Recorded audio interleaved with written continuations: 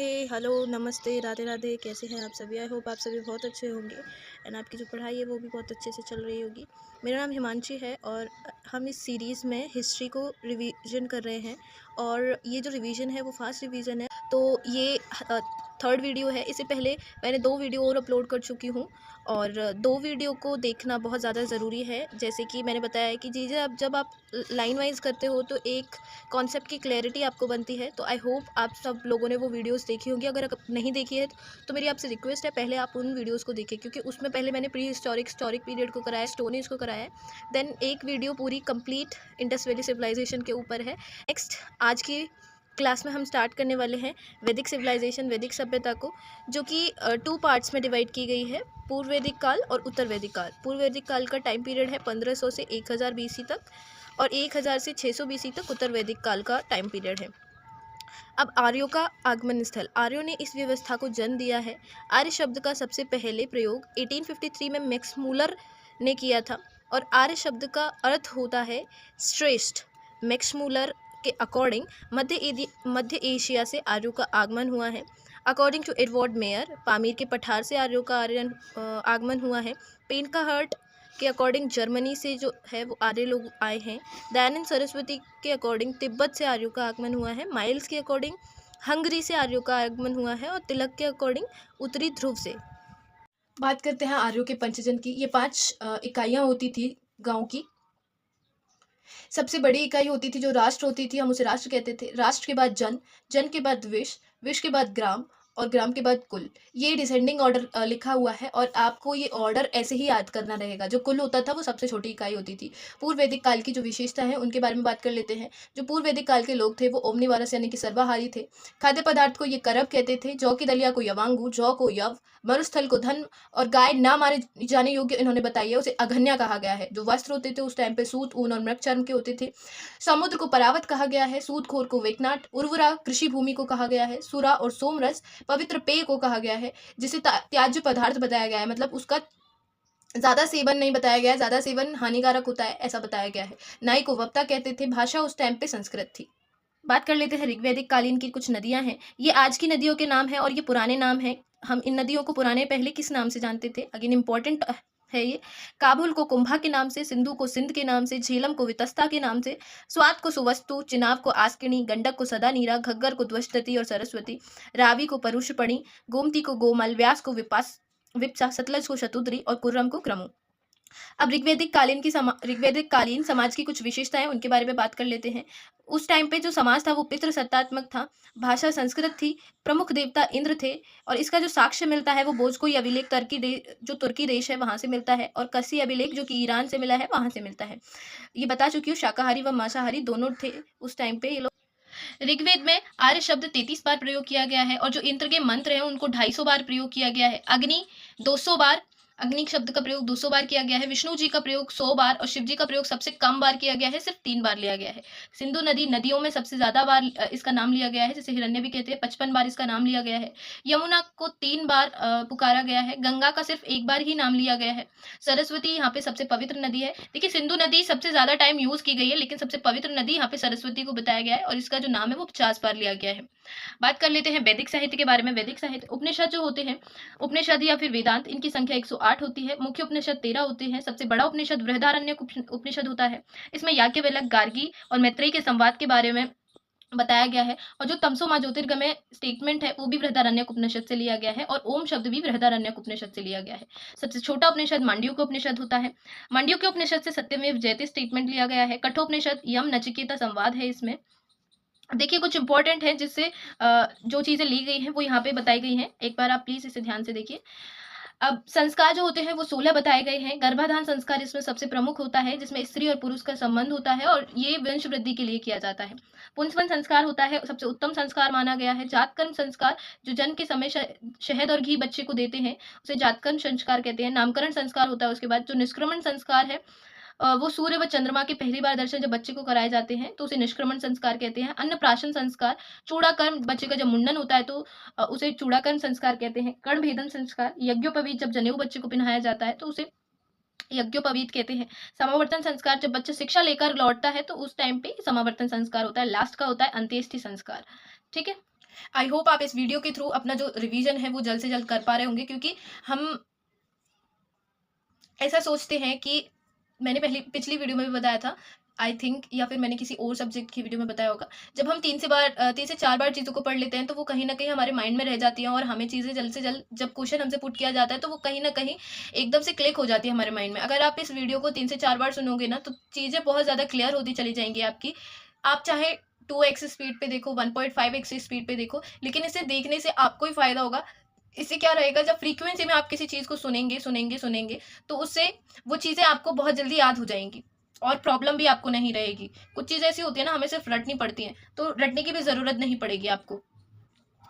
आर्यों की सभ्यता में ऋग्वेद के 10वें मंडल में जो प्रमुख पुरुष सूक्त है, उसमें जातीय व्यवस्था इस चीज़ को बताया गया है। यहाँ पे जो जातीय व्यवस्था थी वो कर्म के आधार पर थी। कर्म के आधार पर किस प्रकार थी? देखिए, अगर कोई वैश्य है, जाति से वह वैश्य है, लेकिन वो अगर शिक्षा प्रोवाइड कर रहा है, तो उसे ब्राह्मण कहा जाएगा। अगर कोई सुरक्षा का काम कर रहा है, चाहे वो ब्राह्मण ही क्यों ना हो, ठीक है?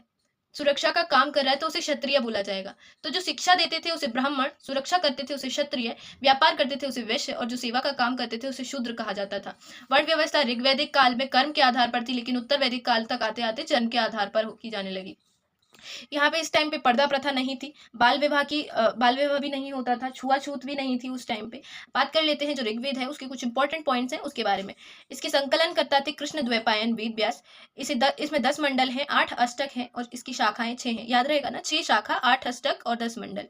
1028 इसमें सूक्त हैं, 1.5 लाख शब्द हैं, और जो इसे पढ़ने वाला होता था उसे होत्र या होता कहते हैं, और 10,532 इसकी ऋचाएं हैं। पूर्व वैदिक काल में इसकी रचना की गई है। जो इसका तीसरा मंडल है उसमें गायत्री मंत्र है, जो कि सूर्य के लिए समर्पित है, जिसे ऋषि विश्वामित्र द्वारा लिखा गया है।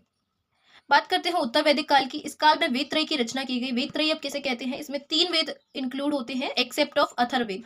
अथर्ववेद इसमें इंक्लूड नहीं होता है। जो ऋग्वेद, सामवेद और यजुर्वेद होते हैं, उन्हीं का कॉम्बिनेशन, मतलब उन्हीं तीनों को मिला के वेद त्रयी बनाया गया है। अब सामवेद के बारे में बात करते हैं। इसे भरत मुनि ने खोजा था, ठीक है। सामवेद भरत मुनि की एक रचना, आप मुझे बताएंगे कॉमेंट्स में। संगीत का जनक इसे कहा गया है।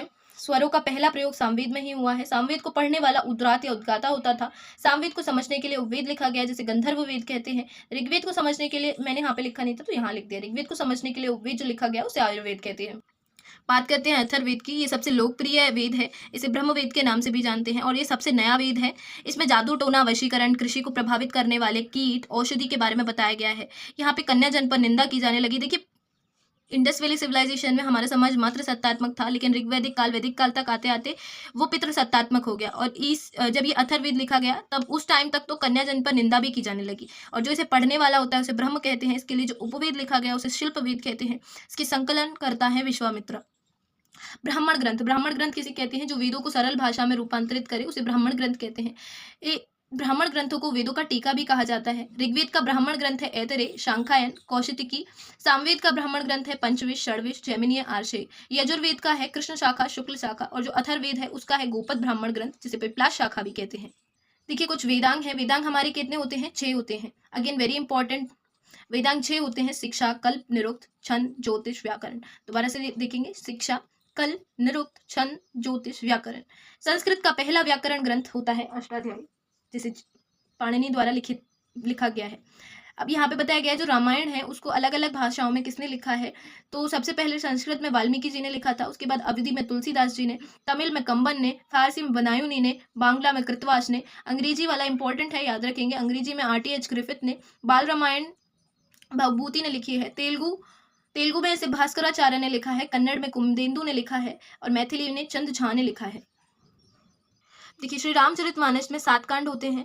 बालकांड, एक सेकेंड, अयोध्या कांड, अरण्य कांड, किष्किंधा कांड, सुंदर कांड, लंका कांड, और सबसे लास्ट का होता है उत्तरकांड। महाभारत, इसकी रचना वेद व्यास जी द्वारा की गई है। इसमें पुराण 18 बताए गए हैं। सबसे पुराना जो पुराण है वो मत्स्य पुराण है, जिसमें सातवाहन वंश के बारे में बताया गया है। भगवान विष्णु के 10 अवतार बताए गए हैं। पहला मत्स्य अवतार, दूसरा कूर्मा अवतार, वराह अवतार, चौथा नरसिंह अवतार, 5वां वामन अवतार श्री रामचंद्र हैं। फिर 6वें अवतार में श्री कृष्ण जी हैं, 8वें में परशुराम जी हैं, 9वें में बुद्ध हैं, और 10वें में कल्कि हैं। और ये सबसे नया अवतार है, सबसे लास्ट का अवतार इसे बताया गया है। देखिए, जो विष्णु पुराण है वो मौर्य वंश से संबंधित है, वायु पुराण गुप्त वंश से है और जो भागवत पुराण है वो कृष्ण भक्ति से संबंधित है। एक उपनिषद है जो ज्वालापुनिषद के नाम से जानते हैं, उसमें 4 आश्रम बताए गए हैं।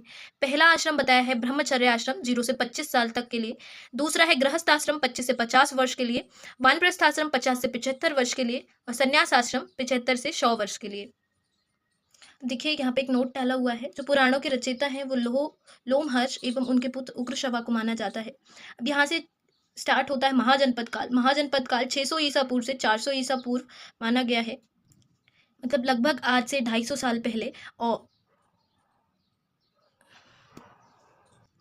महाजनपद जो होता था उससे कुछ ग्रंथों के बारे में भी जानकारी मिलती है। भारत में 16 महाजनपद थे। भारत पहले पूरे 16 महाजनपद में बटा हुआ था। ये बहुत इंपॉर्टेंट पार्ट है, आपको बहुत अच्छे से रिवाइज करना होगा, लर्न करना होगा, बहुत अच्छे से पढ़ना होगा इसे, ठीक है।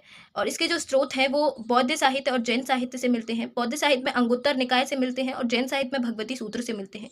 16 महाजनपदों में से 14 राजतंत्र थे और 2 गणतंत्र थे। जो 2 गणतंत्र थे उसे वज्जी और मल्ल कहा जाता था। वज्जी जो था वो दुनिया का प्रथम गणतंत्र था। अब कुछ जो 16 जनपद हैं हम उनके बारे में बात कर लेते हैं और उनकी जो राजधानी है उसके बारे में बात करते हैं। जो मगध है, जो मगध की राजधानी थी वो राजगृह थी, उसके बाद गिरिव्रज हुई, उसके बाद पाटलिपुत्र। ये समय के साथ चेंज हुई और जो सबसे शक्तिशाली महाजनपद माना जाता था वो मगध ही था। सबसे शक्तिशाली महाजनपद मगध को ही माना जाता था। और जो अंग थी उसकी राजधानी थी चंपा, कौशल की राजधानी थी साकेत और श्रावस्ती, अवंती की राजधानी थी उज्जैन और महिष्मती, गंधार की राजधानी थी तक्षशिला, काशी की थी वाराणसी और इस टाइम पे राजा अग्रसेन के पुत्र 23वें तीर्थंकर थे, ठीक है। उसके बाद पंचाल की राजधानी थी काम्पित्य और अछित्र। वज्जी की राजधानी काम्पित्य साउथ में थी और अछित्र नॉर्थ में थी। वज्जी की राजधानी थी वैशाली। कंबोज की राजधानी थी हाटक राजापुर जो कि घोड़ों के लिए प्रसिद्ध है। अश्मक की राजधानी थी प्रतिष्ठान पोटन में। मल की राजधानी थी कुशीनगर, पावापुरी, फिर उसके बाद पावापुरी हुई। सूरसेन की राजधानी थी मथुरा। मत्स्य की राजधानी थी विराटनगर। कुरु की राजधानी थी हस्तिनापुर, उसके बाद इंद्रप्रस्थ। वत्स की राजधानी थी कौशाम्बी, उसके बाद चेदी जो था उसकी राजधानी थी शक्तिमती। अब यहाँ पे नोट मैंने डाला हुआ है, जैसे 2 महाजनपद ऐसे थे जो वर्तमान में भारत की सीमा से बाहर हैं, जो कि कंबोज और गांधार। 16 महाजनपदों में से 8 महाजनपद यूपी में पड़ते हैं और 16 महाजनपदों में से सबसे शक्तिशाली मैंने ऊपर भी बताया था ये मगध था। अंग्युत्तर निकाय में 16 महाजनपदों का वर्णन किया गया है। ये बात हमें याद रखनी है कि 16 महाजनपद किस में बताए गए हैं, वो अंगुत्तर निकाय में बताए गए हैं। आई होप आप सब लोगों को ये क्लास अच्छी लगी होगी एंड आज के लिए हम इतना ही रखते हैं। नेक्स्ट क्लास में हम बौद्ध धर्म और जैन धर्म के बारे में बात करेंगे। अगर आपको क्लास ये यूज़फुल लग रही है तो मेरी आपसे रिक्वेस्ट रहेगी इस क्लास को प्लीज़ शेयर करना ना भूलें, जिससे कि लोगों को फ़ायदा हो और वो फास्ट रिवीजन इस क्लास से कर पाएँ। एंड अगर आपने यहाँ तक देखा है तो I am really thankful to you. Thank you very much. मिलते हैं नेक्स्ट क्लास में नेक्स्ट टॉपिक के साथ। तब तक के लिए आप बहुत सारा ध्यान रखिए, अपना पढ़ते रहिए। Take care, bye bye.